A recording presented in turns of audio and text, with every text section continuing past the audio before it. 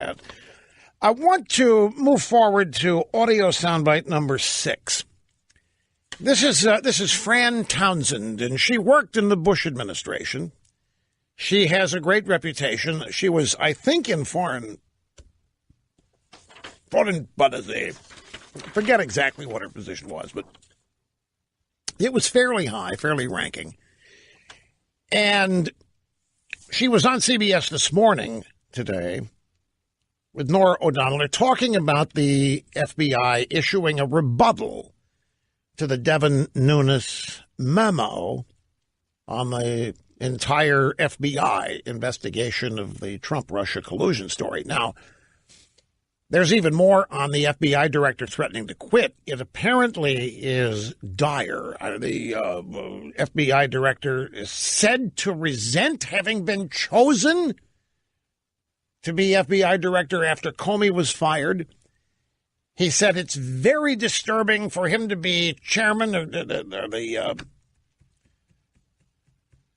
grand poobah of the FBI while the institution is under assault like this from this memo.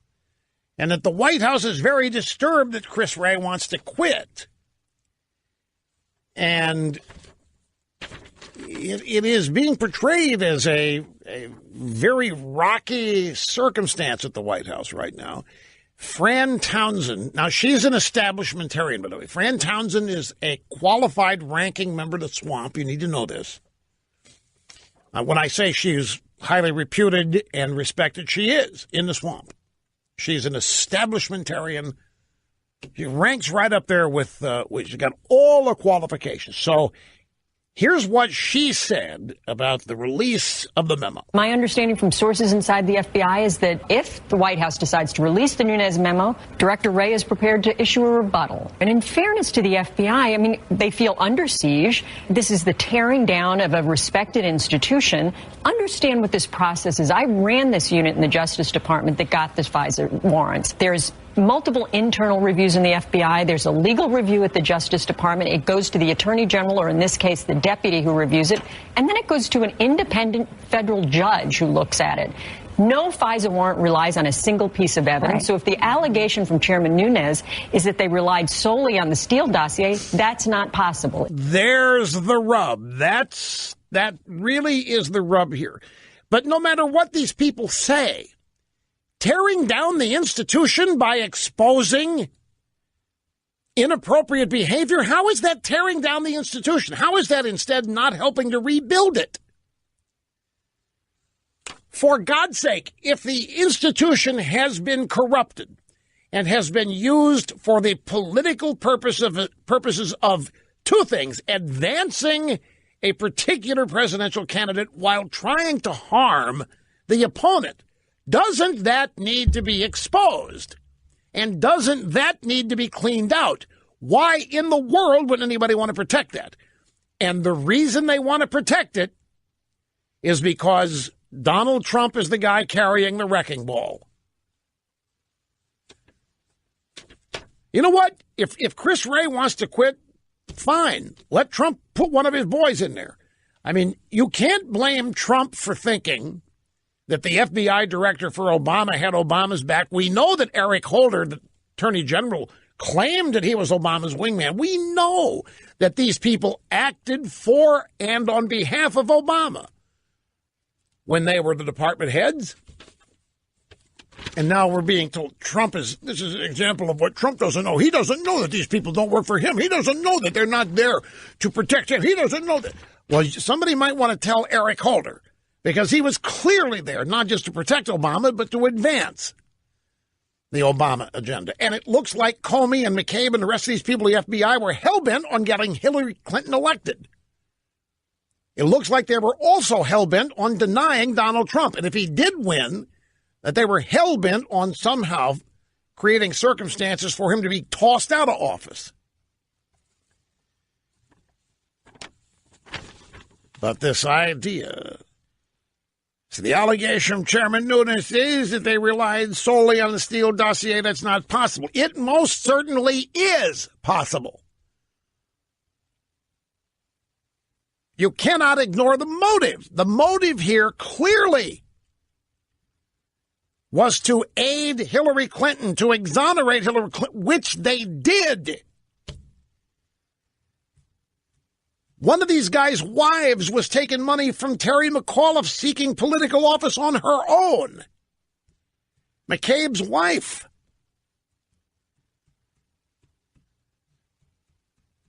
And then struck Stroke.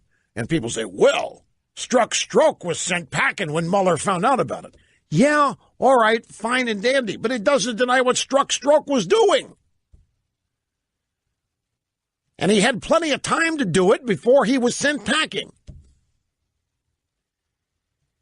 I don't see a reason like these people are panicked. What I see is a bunch of people who don't want any of this to be known. And I fall back to the same old thing. How can a bunch of easily proven lies ruin the reputation of the FBI? If the Devin Nunes memo is incomplete, if it's factually wrong, if it's taken everything out of context, it'd be easy as hell to ruin Devin Nunes. If he is so dead wrong about this. If they're lying, if they're making it up, if all of this is bogus, how can things like this end up harming the FBI when the FBI will be able to demonstrate for anybody and everybody how wrong Devin Nunes and his memo is, right? But for some reason, they don't want to do that. Here's Jeffrey Toobin last night on CNN talking about the same subject, the Nunes memo, and what it represents and how horrible it is that it might be released. What's going on here is that Fox and Friends and Fox News is setting the agenda not just for the House Republicans, but for the President of the United States here. They're the ones who want this released. No one else thinks this is accurate. The Democrats in the House don't think it's accurate. The FBI doesn't think it's accurate. But because the right wing of the party wants to discredit the investigation of Robert Mueller, the damage to national security is being done. This is without precedent in American history. Oh, come on, Jeffrey. They're just jealous that Trump watches Fox and Friends and Fox News. They hate Fox News going in. They can't stand it. Fox News would have any agenda influence whatsoever. The damage to national... Hey, Jeffrey, you ever heard of a movie called The Post? The Post, Jeffrey. Oh, yeah, just out. In fact, it was up for some epidemic nominations. The Post. You know what it was about, Jeffrey? You may have forgotten. It was about Katharine Graham, Ben Bradley, and the New York Post, who came across some secrets about how the United States had lied about everything in the Vietnam War. And the Washington Post thought that it was required to publish those things, those facts. The Washington Post thought that it was required that the lying, stinking government be pointed out. There wasn't any fear of releasing the Pentagon Papers at the Washington Post. There wasn't any fear of any damage to any institution. No. Quite the contrary. How do we damage the institution was the question. And then how can we somehow link Richard Nixon to it all was the secondary question. To call this unprecedented? When journalism's claim to fame in the modern era is the destruction of the presidency of Richard Nixon. You hold that up as a great moment in journalism's past, a great moment in American history. And now a little 4-page memo that details how the FBI may have tried to railroad Donald Trump somehow simply cannot be allowed to be seen by anyone because it is so dangerous and so damaging, and it's never been done. It's unprecedented in American history, really. It was called the Pentagon Papers, Jeffrey. Your mother might have worked on the story or been around when it was happening. Her name was Marlene Sanders, Jeffrey Toobin's mother. You remember her? It was Toobin's mom. NBC News, Washington. Anyway, I have to take a break. Just saw the clock. These people are so full of it, and they are afraid as well. And one other thing here about Fran Townsend and her comment here. So if the allegation from Chairman Nunes is that they relied solely on the Steele dossier, that's not possible. Also, now it's not the Steele dossier. It is the Steele dossier. That is undeniable. Now they're trying to move the goalposts and say, oh, no. Steele dossier, no, there's other stuff in there, too.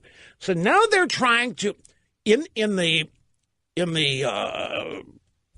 moments before the memo's release, they're trying to de-emphasize the importance of the dossier. This is an advanced CYA operation, is what this is. Is when she says here, if the allegation from Nunes is that they relied solely on the Steele dossier, that's not possible. Meaning, there's so much more. The dossier, that may not mean anything here. When the dossier is everything. You have to know how to hear the denizens of the swamp. You have to know the techniques they use to move the goalposts, to use misdirection plays, flea flickers, reverses, and double reverses. By the time they finish with all, you're so confused you don't remember what the thing was about to begin with. But none of that works on me. Okay, Meet the Press has tweeted a statement from Paul Ryan on the GOP memo. What this is not is an indictment of the FBI, of the Department of Justice. It does not impugn the Mueller investigation or the Deputy Attorney General. That's Meet the Press quoting Paul Ryan. Sounds like Christopher Wray got no reason to quit. Everything's cool. We supposedly will find out soon.